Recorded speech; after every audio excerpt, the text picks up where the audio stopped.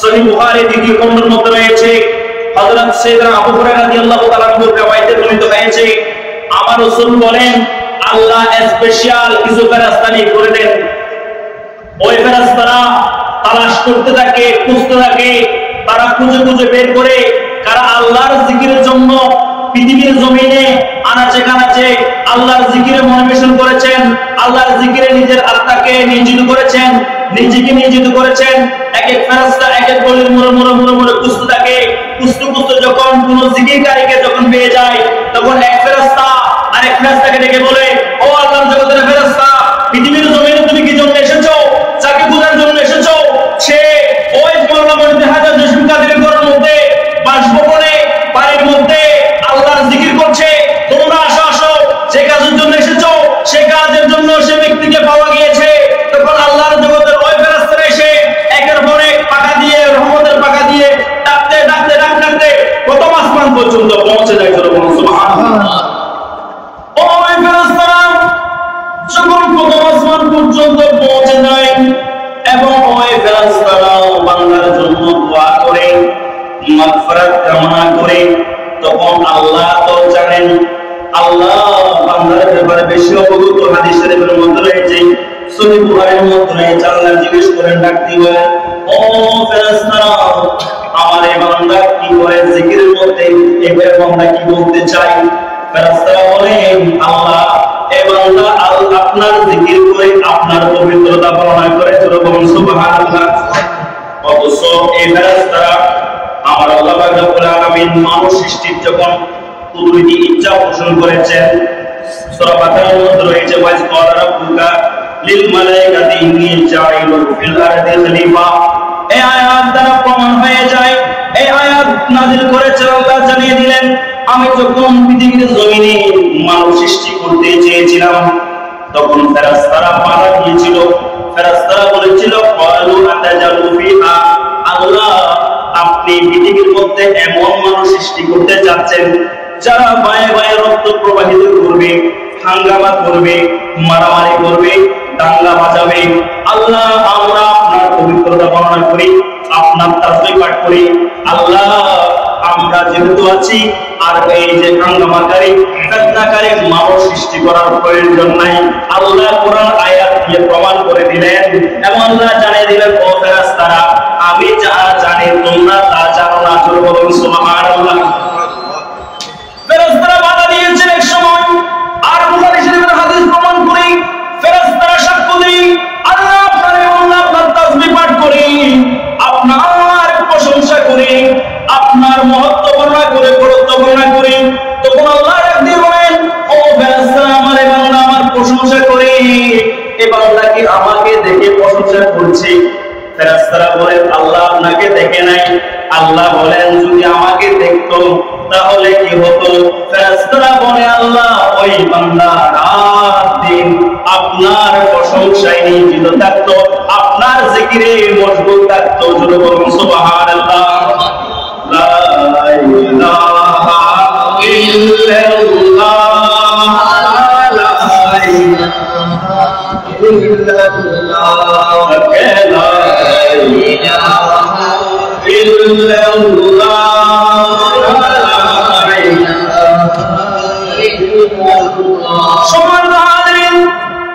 এবার আমার আল্লাহ বলেন, আমার ফেরেশতারা, আমার এই বান্দা আমার কাছে কি চায়? ফেরেশতারা বলেন, আল্লাহ আপনার এই বান্দা আপনার কাছে জান্নাত চাই। তখন আল্লাহ বলেন, ও ফেরেশতারা, জান্নাত যদি আমার এই বান্দা তো জান্নাত দেখে নাই, জান্নাত যদি আমার এই বান্দা দেখতো তাহলে কি হতো? আমার আল্লাহকে উত্তর দেন ফেরেশতারা, আল্লাহ আপনার এই বান্দারা যদি এই জান্নাত দেখতেন তাহলে আরো বেশি বেশি জান্নাতের আশায় আপনার জিকিরের মধ্যে মশগুল থাকতেন। জোরে বলুন সুবহানাল্লাহ।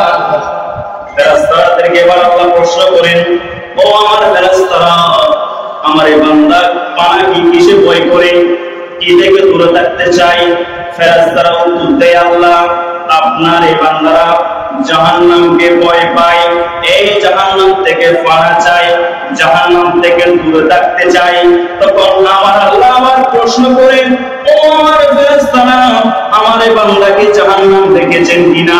আল্লাহ উত্তর দেয়, আল্লাহ না না না না, আপনার এই বান্দারা জাহান্নাম দেখেন নাই। আমার আল্লাহ বলেন, যদি এই বান্দারা যদি জাহান্নাম দেখতেন তাহলে কি হতো? বলে যে আল্লাহ তারা জাহান্নামের ভয়ে অনেক দূরে চলে যেত এবং জাহান্নাম থেকে সর্বদা পানা যাইত এবং আল্লাহ আপনার জিকির করে করে আপনার প্রশংসা, আপনার তাসবিহ পাঠ করতেন। সুবহানাল্লাহ। এবার আমার আল্লাহ বলেন, আমি আমার এই ফেরেশতারা তোমরা সাক্ষী থাকো, আমি আমার এই বান্দাদেরকে maaf করে দিলাম। সুবহানাল্লাহ বলবেন না? অথচ এই হাদিস শরীফ, এটা সহিহ হাদিস, বুখারী শরীফের হাদিস। এই হাদিস আমাদের জন্য প্রযোজ্য।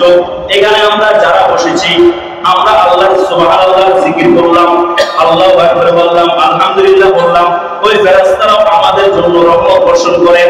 আল্লাহ আমাদের ব্যাপারে ফেরেশতার সঙ্গে কথোপকথন করেন।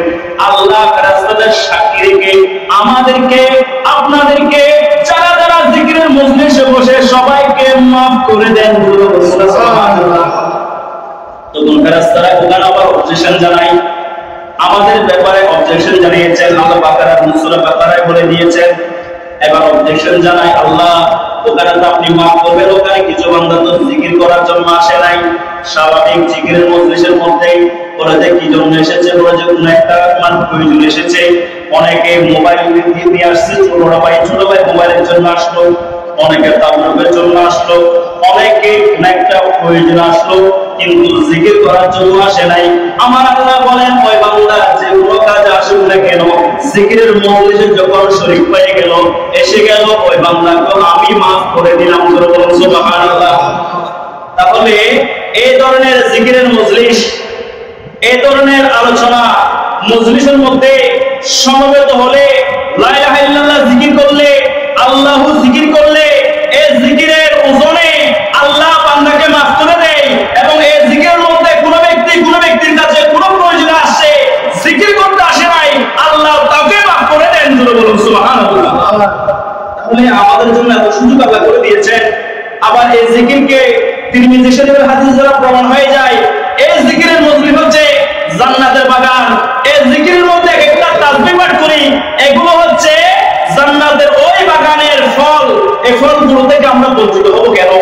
আমরা সুবহানাল্লাহ বলতে আমরা বহিরাতি করব না, আল্লাহু আকবার বলতে আমরা বহিরাতি করব না। সম্মানিত হাজিরিন, আমি আমার আলোচনার সামনে দিকে নিচ্ছি না, আমরা আল্লাহর জিকির করব, আল্লাহর প্রশংসা করব। অন্য হাদিসের মধ্যে এসেছে, আমার রাসূল বলেন, তোমরা এমন ভাবে আল্লাহর জিকির করবা সাধারণ মানুষ যাতে তোমাকে পাগল বলে। সুবহানাল্লাহ বলবেন না?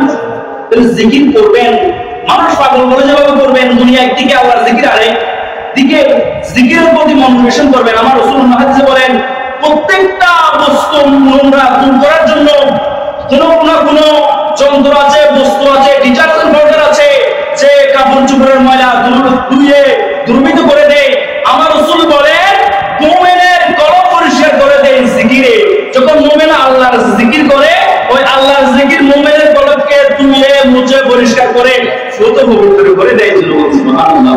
সম্মানিত হাজিরিন, আল্লাহ পাক রব্বুল আলামিন আমাদের আজকের এই মজলিসে আসা বসা কবুল করুক। সবাই বলে আমিন। আমি আমার আলোচনার দীর্ঘায়িত করব না। আমি মাওলানা মুরিদ হায়দার জসিম কাদেরকে আমি আন্তরিক সাধুবাদ জানাই। এই যে আজকে ওনার বাসভবনের মধ্যে মাহফিলটা হচ্ছে, এক সময় মাওলানা মুহিউদ্দিন মোহাম্মদ সুলাইমান আল কাদের রহমাতুল্লাহ আলাইহি টাকা অবস্থায় বাড়ি বাড়ি, আমরা ছোটকালে বাড়ি বাড়ি গিয়ে আমরা নাত রসুল পড়েছি, বাড়ি বাড়ি মাহফিল হয়েছিল। এই প্রথাটা বিলুপ্ত হয়ে গিয়েছে। সাংগঠনিক মাহফিল আজকে উনি শুরু করেছে, হয়তো 10 জন এসেছে, 5 জন এসেছে, আগামীতে এই